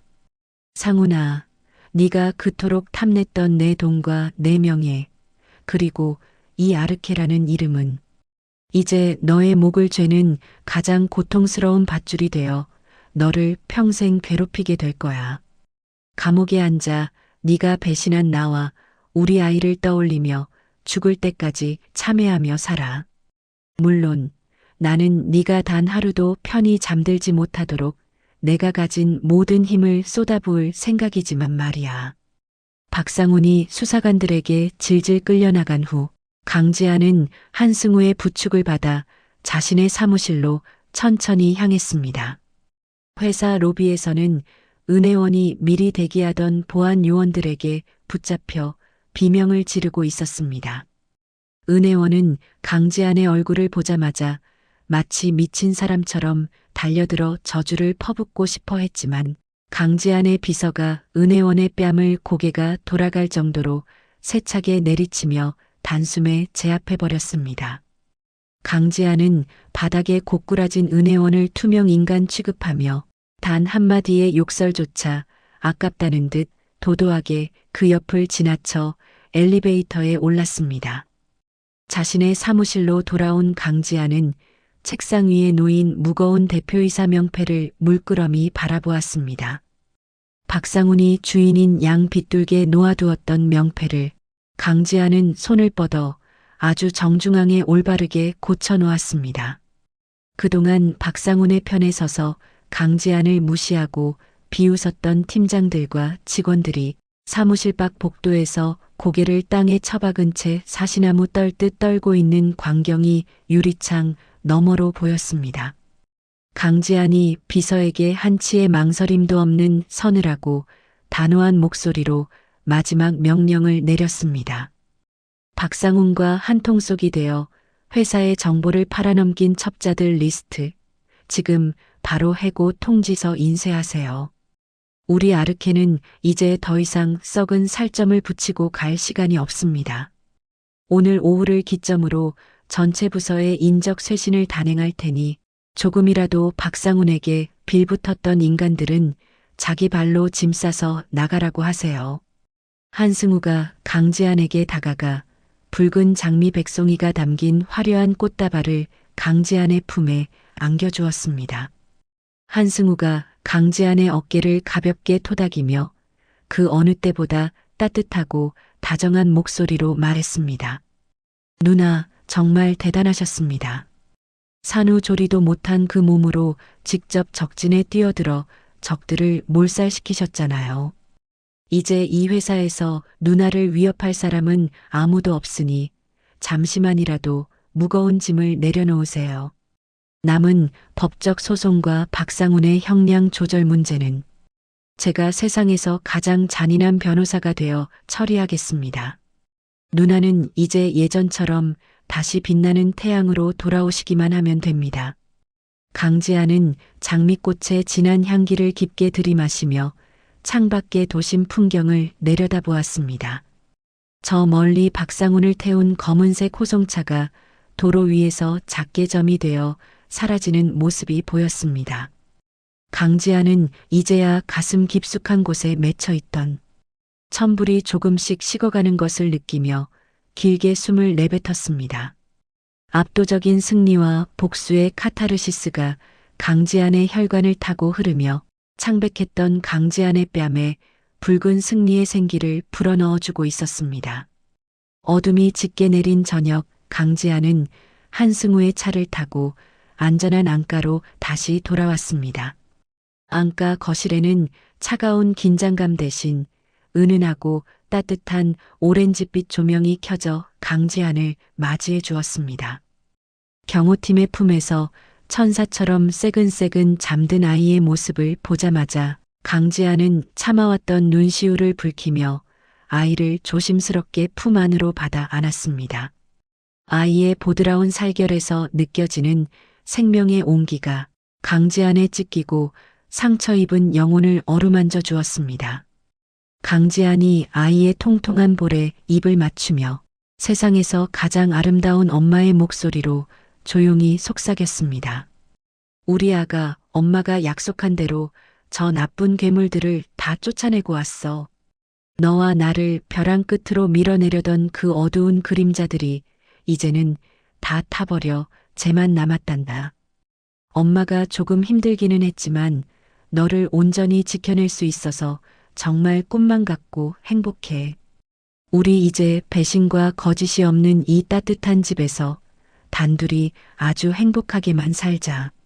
한승우는 그 성스러운 모자의 모습을 거실 문 밖에서 지켜보며 방해하지 않으려 조용히 미소 지었습니다. 강지한은 아이를 품에 꼭 안은 채 소파 깊숙이 몸을 맡기고 앉아 창밖 밤하늘에서 유난히 밝게 빛나는 북극성을 보며 깊은 안도감을 느꼈습니다. 비록 몸은 만신창이가 되었고 마음은 배신의 흉터로 얼룩졌지만 자신의 소중한 왕국과 아이를 끝내 지켜냈다는 사실이 강지한의 입가에 옅은 미소를 띄우게 했습니다. 어둠이 고요하게 내려앉은 안가의 거실에는 아이의 규칙적인 숨소리만이 평화롭게 울려 퍼졌습니다. 강지한은 이제 더 이상 박상훈의 역겨운 얼굴이나 은혜원의 비웃음을 떠올리지 않아도 된다는 사실에 태어나서 처음으로 가장 평온하고 깊은 잠을 청할 준비를 시작했습니다. 그녀의 머리 위로 쏟아지는 달빛은 마치 위대한 승리자에게 바치는 왕관처럼 반짝거리고 있었습니다. 강지한은 그렇게 승리의 향기를 만끽하며 새로운 희망이 가득할 내일을 꿈꾸었습니다. 이사회가 끝난 다음 날 오후 안가의 거실에는 모처럼 만에 평화로운 공기가 감돌고 있었습니다. 강지한 씨는 아이를 품에 안고 창가에 앉아 따스하게 내리쬐는 햇살을 받으며 아이의 보드라운 뺨에 얼굴을 맞대고 있었습니다. 박상훈 씨와 은혜원 씨가 구속되었다는 소식은 아르케의 주가를 연일 폭등시켰고 직원들은 다시 강지한 씨의 지휘 아래 일사불란하게 움직이기 시작했다는 보고가 들려왔습니다. 한승우 변호사는 주방에서 갓 구운 빵과 향긋한 커피를 들고 나오며 아이와 함께 있는 강지한 씨를 향해 밝은 미소를 지어 보였습니다. 한승우 변호사가 쟁반을 테이블 위에 내려놓으며 다정하게 말했습니다. 누나, 이제 좀 마음이 놓이시나요? 검찰 쪽 지인에게 연락이 왔는데 박상훈 씨는 횡령 증거가 너무 확실해서 빼도 박도 못할 거래요. 은혜원 씨도 공범으로 엮여서 아주 긴 시간 동안 세상 구경하기 힘들 겁니다. 이제 누나는 아이랑 행복해질 일만 남았으니 오늘 저녁은 제가 맛있는 요리라도 대접해드리고 싶네요. 강지한 씨는 한승우 변호사의 배려에 고개를 끄덕이며 작게 미소 지었습니다. 강지한 씨가 아이의 작은 손가락을 만지작거리며 나직하게 대답했습니다. 승우, 내 덕분에 내가 다시 숨을 쉬는 것 같아. 아이를 낳고 나서 이틀 동안 정말 지옥에 다녀온 기분이었는데 이제야 이 아이가 내 아이라는 게 실감이 나네. 박상훈 그 사람 나중에 면회라도 가게 되면 꼭 물어보고 싶어.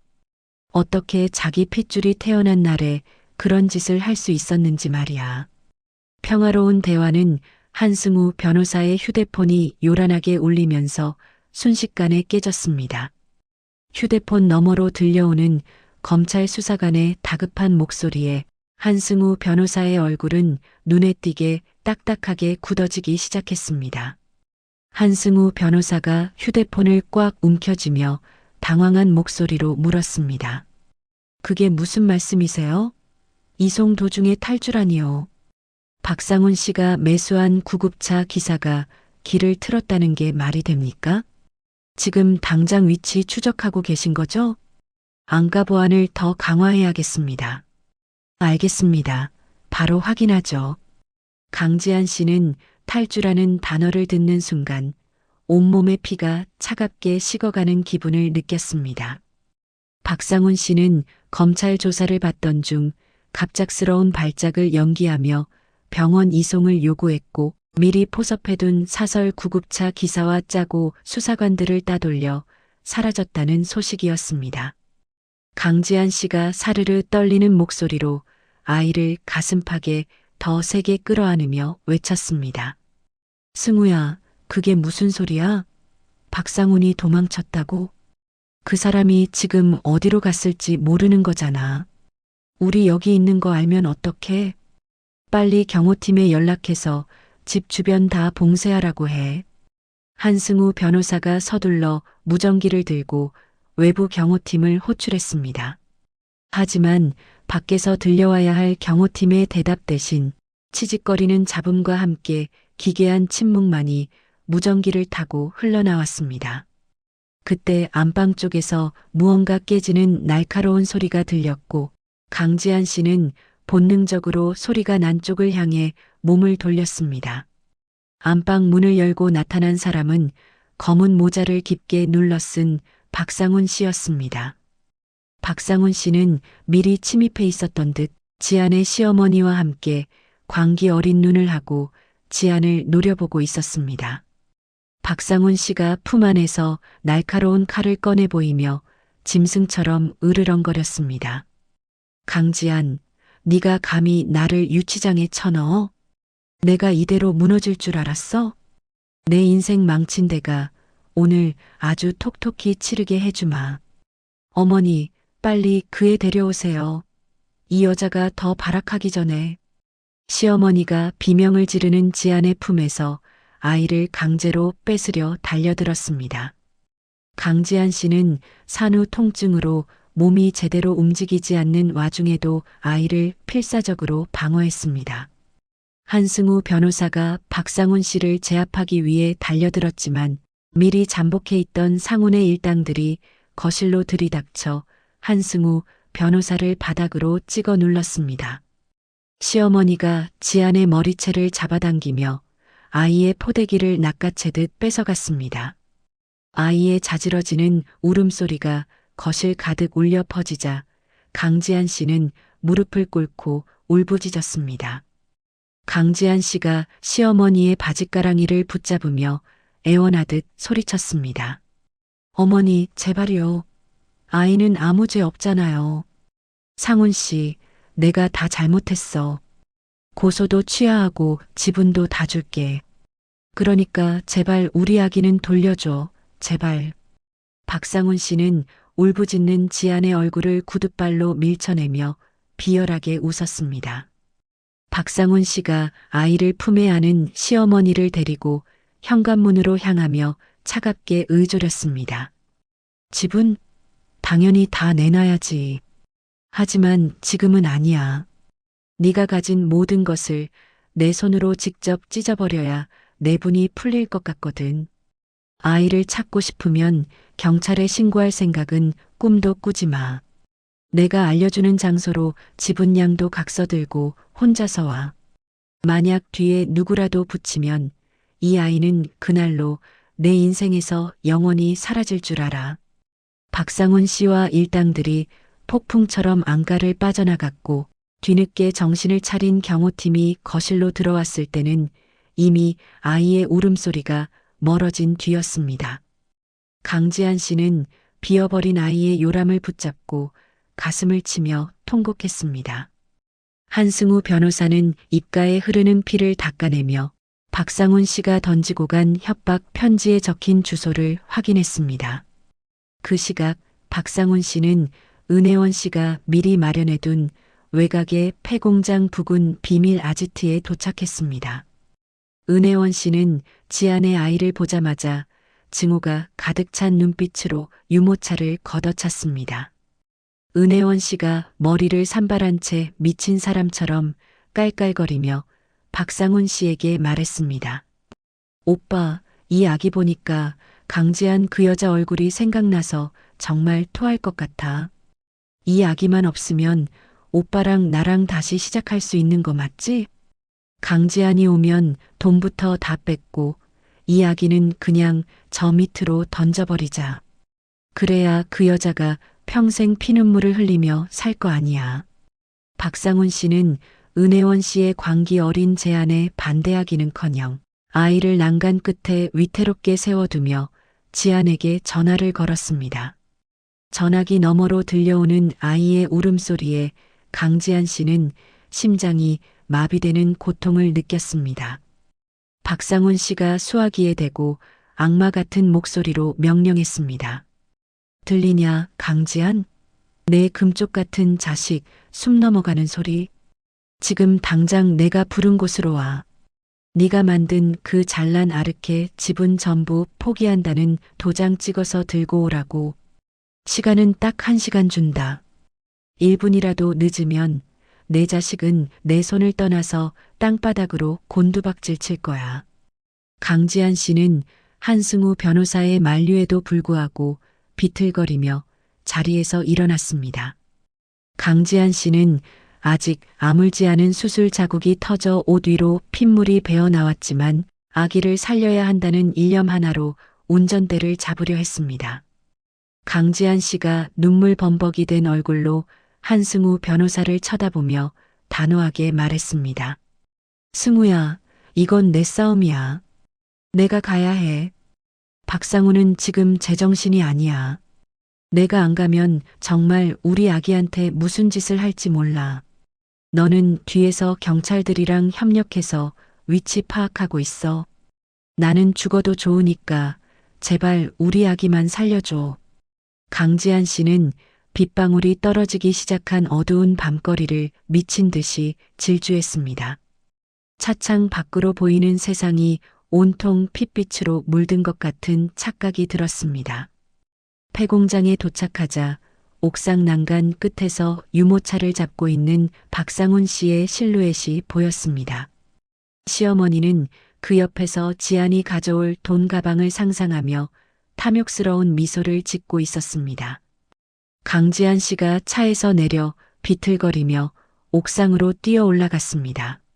숨이 턱 끝까지 차오르고 배에서는 타는 듯한 통증이 느껴졌지만 강지한 씨는 멈출 수 없었습니다.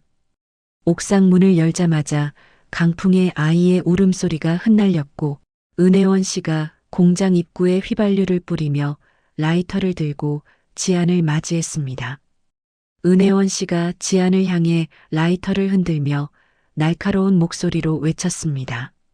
어서 와, 언니. 생각보다 빨리 왔네. 근데 어쩌지? 오빠가 마음이 바뀌어서 돈만 받고 언니랑 애는 여기서 태워 죽이기로 했거든. 저 밑에 불길이 치솟으면 얼마나 아름다울까? 언니가 공들여 만든 인생이 제가 되는 모습을 내가 똑똑히 지켜봐 줄게. 강지한 씨는 눈앞에 펼쳐진 생지옥 같은 광경에 털썩 주저앉았습니다. 옥상 난간 끝에 대롱대롱 매달린 아이의 유모차와 불을 지르겠다고 협박하는 은혜원 씨, 그리고 광기에 찬 박상훈 씨까지. 강지한 씨는 자신의 모든 것을 포기해야 할 절체절명의 위기 앞에 놓였습니다. 강지한 씨가 하늘을 향해 피 맺힌 절규를 내뱉으며 박상훈 씨를 향해 손을 뻗었습니다. 강지한 씨의 눈에서 흐르는 눈물은 이제 더 이상 슬픔이 아닌 이 악마들을 죽여서라도 아이를 구하겠다는 처절한 투지로 변하고 있었습니다. 하지만 박상훈 씨는 유모차를 허공으로 살짝 밀어 보이며 지안의 심장을 난도질했습니다. 폭풍전야의 어둠 속에서 지안의 가장 처절한 두 번째 싸움이 다시 시작되고 있었습니다. 폐공장의 옥상 위로 굵은 빗줄기가 사정없이 쏟아지며 이미 지옥으로 변해버린 현장을 더욱 암울하고 서늘하게 적시고 있었습니다. 강지아는 아직 아물지 않은 수술 부위에서 전해지는 타는 듯한 통증을 견디며 난간 끝에 위태롭게 서 있는 유모차를 향해 한 걸음씩 무거운 발을 내디뎠습니다. 박상우는 미친 사람처럼 낄낄거리며 유모차 손잡이를 위태롭게 흔들어댔고 그 옆에서 은혜원은 라이터를 든 채 휘발유 냄새가 진동하는 바닥을 광기 어린 눈으로 노려보고 있었습니다. 강지안이 빗물과 눈물이 뒤섞인 얼굴로 가슴을 부여잡으며 박상훈을 향해 절규했습니다. 박상훈, 당신이 정말 사람이야? 자기 자식을 인질로 잡고 어미 가슴에 칼을 꽂는 게 당신이 말하던 사랑이냐고. 그 애는 당신 핏줄이야.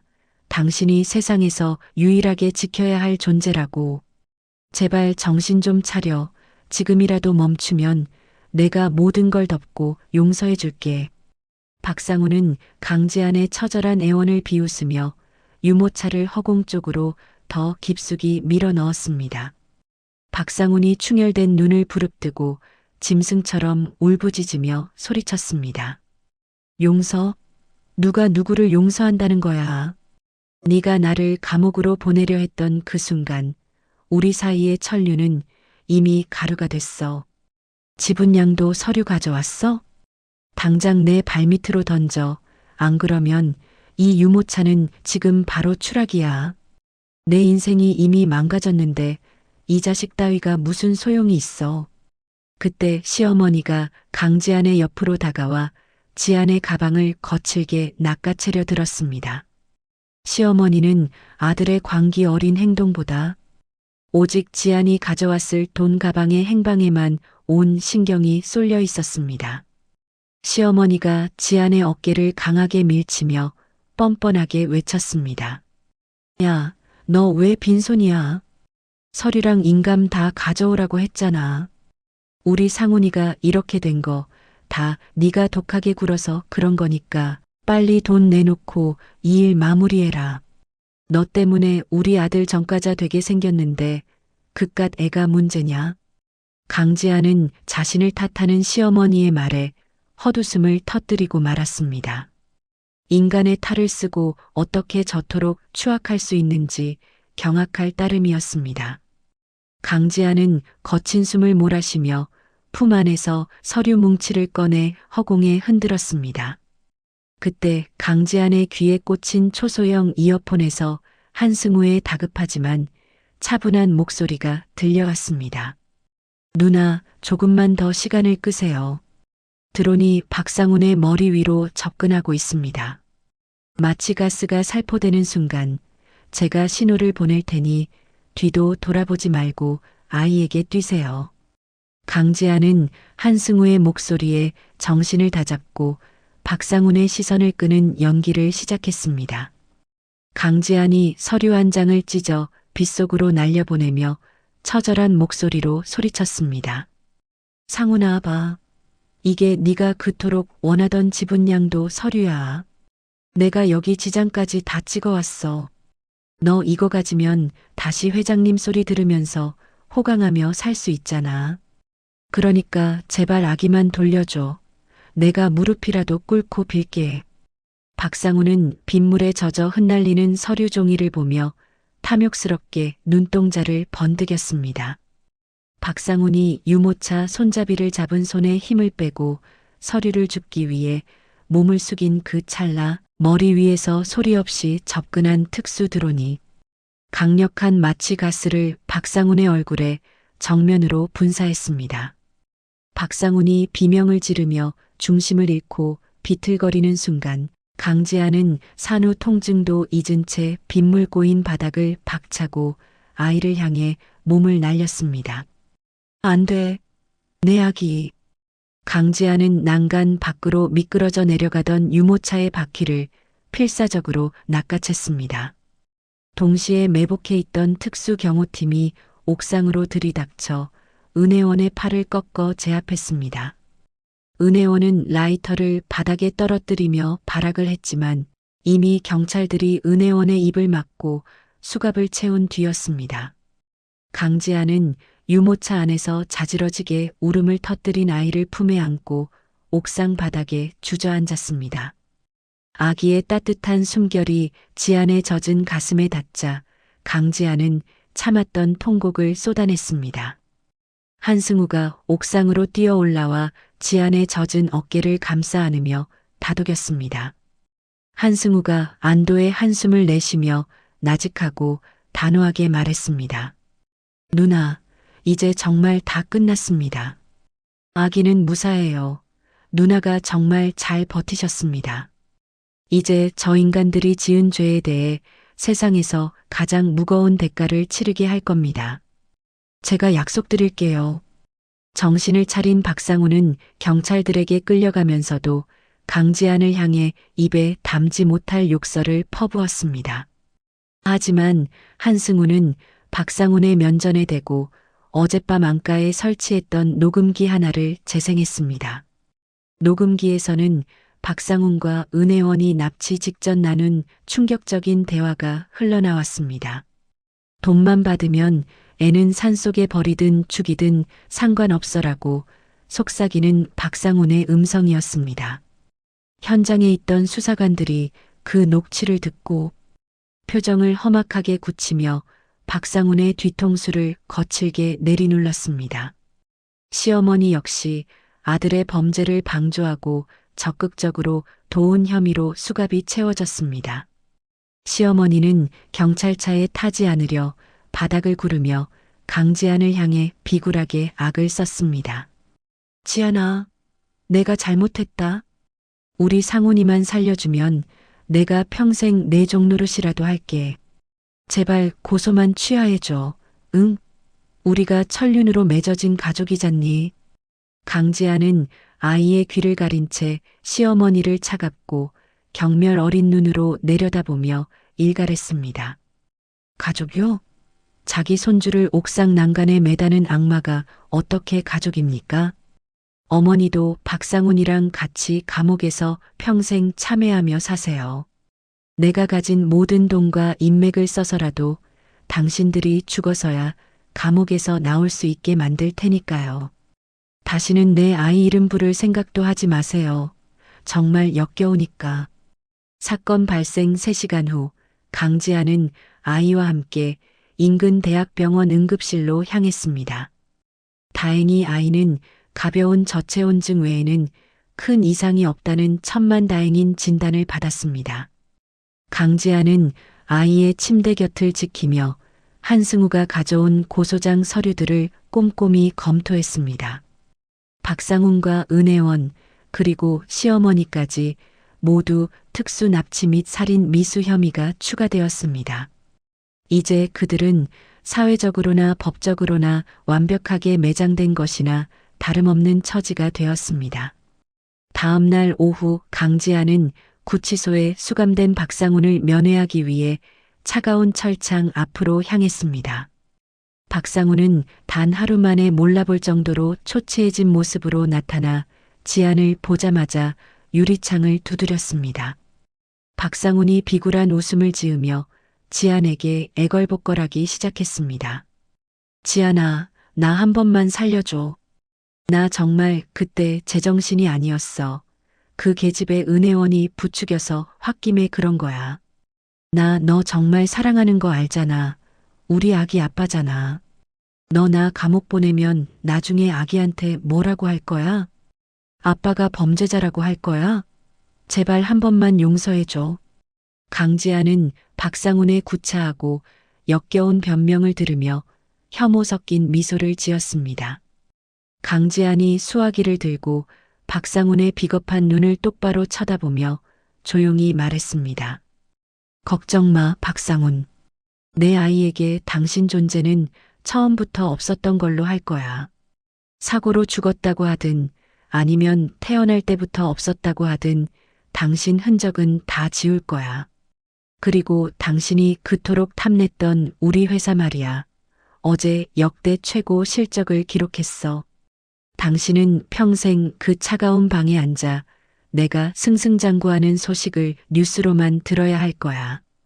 박상훈은 강지안의 단호한 선언에 모든 희망을 잃은 듯 고개를 떨구며 통곡하기 시작했습니다. 강지안은 수화기를 차갑게 내려놓고 뒤도 돌아보지 않은 채 면회실을 빠져나왔습니다. 교도소 정문을 나서자 눈부신 햇살이 강지안의 얼굴을 따스하고 눈부시게 비추었습니다. 한승우가 차 옆에서 강지안을 기다리며 세상에서 가장 환한 미소를 지어 보였습니다. 강지안은 하늘을 우러러보며 가슴속에 뭉쳐있던 모든 응어리를 뱉어내듯 긴 숨을 쉬었습니다. 이제 더 이상 자신과 아이를 위협하는 추악한 그림자는 존재하지 않았습니다. 강지아는 한승우의 차에 올라타며 자신을 기다리고 있을 아이와 찬란한 미래만을 마음껏 그렸습니다. 배신으로 시작된 그 처절하고 피비린내 나는 사투는 아이를 지켜낸 위대한 모성애의 승리로 그렇게 완벽한 마침표를 찍고 있었습니다. 강지아는 차창 밖으로 평화롭게 흘러가는 풍경을 보며 입가에 부드러운 미소를 띄웠습니다. 가장 어둡고 고통스러웠던 출산의 날이 지나고 이제 비로소 강지안의 진짜 빛나는 인생이 시작되려 하고 있었습니다. 강지안은 무릎 위에 놓인 아이의 사진을 가만히 쓰다듬으며 다시는 슬픔의 눈물을 흘리지 않겠다고 스스로에게 굳게 약속했습니다. 강지안의 눈동자는 이제 그 어느 때보다 맑고 강인한 승리자의 빛으로 반짝이고 있었습니다. 모든 폭풍이 지나간 지 어느덧 3개월이라는 시간이 흘러 세상은 다시 평온한 일상을 되찾았습니다. 강지아는 이제 지팡이나 누군가의 부축 없이도 당당하게 자신의 다리로 서서 거울을 보았습니다. 출산 직후에 창백했던 안색은 사라지고 이제는 건강한 혈색과 함께 단단한 눈빛이 강지안의 얼굴을 채우고 있었습니다. 오늘은 박상훈과 은혜원 그리고 시어머니에 대한 최종 판결이 내려지는 날이라 법원 앞은 취재진과 구경꾼들로 이른 아침부터 인산인해를 이루고 있었습니다. 강지아는 한승우가 열어주는 차 문을 나서며 쏟아지는 플래시 세례 속에서도 고개를 숙이지 않았습니다. 법정 안의 공기는 무거웠지만 강지아는 오히려 가슴속이 시원하게 뚫리는 듯한 해방감을 느꼈습니다. 잠시 후 포승줄에 묶인 채 법정으로 들어오는 박상훈의 모습이 보이자 방청석이 술렁이기 시작했습니다. 박상훈은 예전에 그 깔끔하고 오만했던 모습은 온데간데 없이 때 저른 수의를 입고 초점 없는 눈으로 바닥만 보며 비틀거리며 걸어왔습니다. 그 옆에 선 은혜원은 이미 정신이 나간 사람처럼 입술을 실룩거리며 멍한 표정을 짓고 있었습니다. 판사가 엄숙한 표정으로 판결문을 낭독하기 위해 안경을 고쳐 쓰자 법정 안은 숨소리조차 들리지 않았습니다. 피고인 박상우는 자신의 지위를 악용하여 회사의 공금을 조직적으로 횡령하였을 뿐만 아니라 자신의 핏줄인 아이를 인질 삼아 배우자를 협박하는 등 인륜을 저버린 중죄를 저질렀습니다. 이에 본 법정은 피고인 박상훈에게 징역 15년의 중형을 선고하는 바입니다. 또한 공범 은혜원에게는 징역 7년과 치료 감호를 명하며 범행을 적극적으로 도운 피고인 조 씨에게는 징역 3년을 선고합니다. 판결이 확정되는 순간 박상우는 바닥에 주저앉아 짐승 같은 소리를 내며 울부짖었습니다. 박상훈이 법정 경위들에게 끌려가지 않으려 발악을 하며 강지안을 향해 필사적으로 손을 뻗었습니다. 박상훈이 눈물 콧물이 범벅이 된 얼굴로 비굴하게 소리쳤습니다. 지안아, 내가 잘못했어. 15년이라니, 나 여기서 나가면 50이 넘어. 우리 아기 아빠잖아. 제발 한 번만 자비를 베풀어 달란 말이야.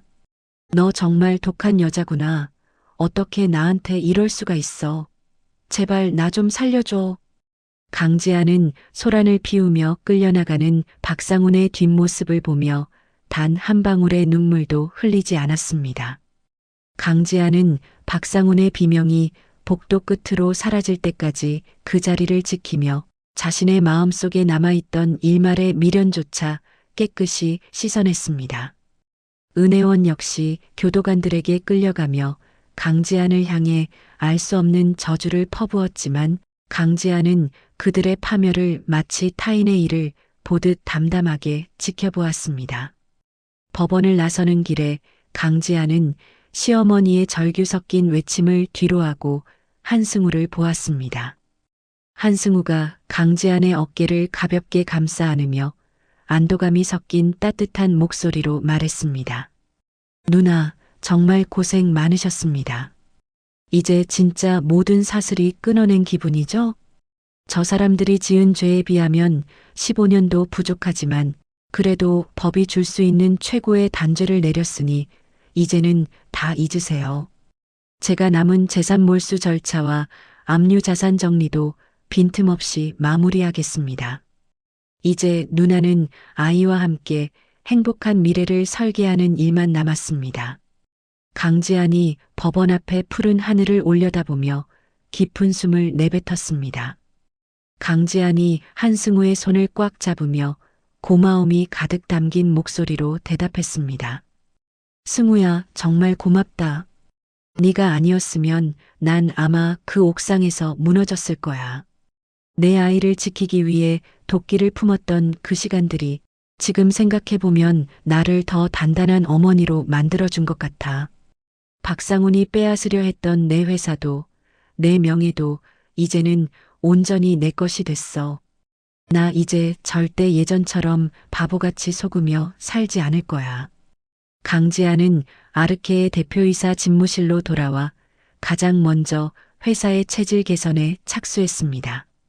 박상훈과 내통했던 간부들을 모조리 숙청한 자리에 자신을 믿고 끝까지 회사를 지켜준 젊고 유능한 인재들을 대거 등용했습니다. 또한 강지아는 자신의 사재 50억 원을 출연하여 강지안 어머니 재단을 설립했습니다.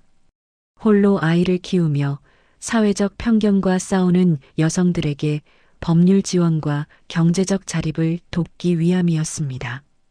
재단 설립 소식은 연일 뉴스에 보도되었고 강지아는 사회적으로 존경받는 여성 리더로 우뚝 섰습니다. 어느덧 시간이 흘러 강지안의 아이가 첫 번째 생일을 맞이하는 날이 되었습니다.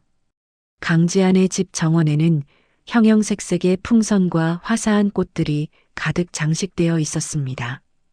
가까운 지인들과 회사 임직원들만이 모여 아이의 첫 번째 생일인 돌잔치를 축하해 주었습니다. 아이는 어느새 훌쩍 자라 강지안의 손을 잡고 잔디밭 위를 아장아장 걷고 있었습니다. 강지안이 아이를 번쩍 안아 올려 볼에 입을 맞추며 세상에서 가장 아름다운 미소를 지었습니다. 우리 아들, 첫 번째 생일 정말 축하해. 엄마가 너를 지키기 위해 싸웠던 그날들이 지금 내 웃음소리를 들으니까 하나도 힘들지 않게 느껴지는구나. 너는 엄마의 생명이고 엄마가 살아가는 유일한 이유란다. 세상 사람들이 너를 힘들게 하려 해도 엄마가 내 앞을 가로막는 모든 그림자를 치워줄게. 사랑한다, 내 아가. 우리 이제 배신 없는 세상에서 행복하게만 살자. 돌잔치에는 한승우도 참석하여 아이에게 직접 고른 작은 금구두를 선물했습니다. 한승우는 이제 강지안의 가장 신뢰하는 파트너이자 아이에게는 아빠의 빈자리를 채워주는 삼촌이 되었습니다. 두 사람은 정원 벤치에 앉아 아이가 나비 뒤를 쫓아다니며 웃는 모습을 흐뭇하게 지켜보았습니다. 따스한 오후의 햇살이 두 사람의 머리 위로 쏟아지며 축복처럼 내리고 있었습니다. 한승우가 아이의 재롱을 보며 슬며시 지안을 쳐다보며 다정한 목소리로 물었습니다. 누나, 가끔은 그날의 기억이 떠올라서 마음이 아프거나 힘들지는 않으세요? 출산하던 날의 그 처절했던 산통과 배신감이 아직 흉터로 남아있을까봐 걱정돼요. 혹시라도 문득문득 슬픈 생각이 드시면 언제든 저에게 다 털어놓으세요. 제가 누나의 가장 편한 대화 상대이자 든든한 버팀목이 되어드릴 테니까요. 강지안이 아이의 웃음소리에 귀를 기울이며 고개를 천천히 가로저었습니다. 강지안이 자신의 가슴 위에 손등을 얹고 평온한 말투로 대답했습니다. 아니, 승우야. 신기하게도 이제는 화가 나지도 않고 그저 덤덤해. 그날의 고통이 나를 깨어나게 했고 내 소중한 것들을 지키는 법을 가르쳐줬거든. 오히려 그 일이 없었다면 난 평생 박상훈이라는 가짜 사랑에 속아 살았을 거야. 내 아이를 품에 안고 옥상 난간에서 버텼던 그 순간이 나를 진짜 강한 여자로 다시 태어나게 해준 가장 위대한 시간이었어. 강지안은 서재로 들어가 먼지가 쌓여있던 박상훈과의 결혼 앨범과 편지들을 꺼냈습니다. 예전 같았으면 찢어버리거나 울면서 태웠을 물건들이었지만 강지안은 이제 아무런 감정의 동요 없이 그것들을 상자에 담아 마당의 화로로 가져갔습니다. 활활 타오르는 불길 속으로 배신과 기만으로 가득했던 과거의 기억들이 제가 되어 사라졌습니다. 강지안은 그 불꽃을 바라보며 자신의 인생에서 박상훈이라는 오점을 완벽히 도려냈습니다. 이제 강지안의 일상은 아이의 맑은 웃음소리와 활기찬 업무로 가득 차 있습니다. 강지안은 매일 아침 아이와 함께 아침 햇살을 맞으며 산책을 하고 회사에서는 수백 명의 직원을 이끄는 카리스마 넘치는 CEO로 존경받고 있습니다. 사람들은 강지안을 보며 배신을 기회로 바꾼 기적의 어머니라며 찬사를 보냈습니다. 하지만 강지안에게 가장 소중한 칭찬은 아이가 잠꼬대로 엄마라고 불러주는 그 작은 소리였습니다. 어느 화창한 주말, 강지안은 아이와 한승우와 함께 탁 트인 바다로 나들이를 떠났습니다. 아이는 아빠라는 존재의 빈자리를 전혀 느끼지 못할 만큼 주변의 사랑을 듬뿍 받으며 건강하고 밝게 자라나고 있었습니다. 강지안은 아이의 손을 잡고 하얀 모래사장 위를 파도를 피해 마음껏 달렸습니다. 지안의 입가에 피어난 웃음은 그 어떤 보석보다도 찬란하고 눈부시게 빛나고 있었습니다. 강지안이 아이를 품에 꼭 안고 수평선을 향해 큰 목소리로 나직하게 의조렸습니다. 가장 완벽한 복수는 저들을 증오하며 내 인생을 낭비하는 게 아니야. 내가 보란 듯이 더 큰 성공을 거두고 우리 아이와 이렇게 행복하게 사는 거지. 박상훈, 보고 있니? 네가 짓밟으려 했던 내 인생이 이렇게나 아름답게 만개했어.